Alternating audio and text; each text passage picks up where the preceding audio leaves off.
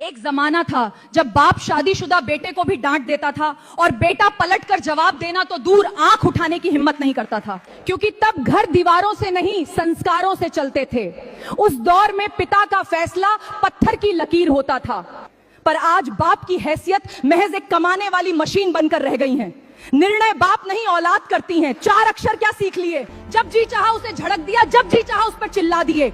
वही माँ जिसने तुम्हें बोलना सिखाया, आज उसी की आवाज तुम्हें चुप। एक जमाना था जब बाप शादीशुदा बेटे को भी डांट देता था और बेटा पलटकर जवाब देना तो दूर आंख उठाने की हिम्मत नहीं करता था, क्योंकि तब घर दीवारों से नहीं संस्कारों से चलते थे।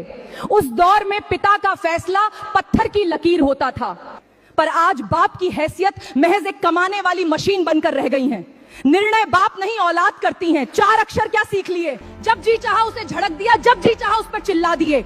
वही माँ जिसने तुम्हें बोलना सिखाया, आज उसी की आवाज तुम्हें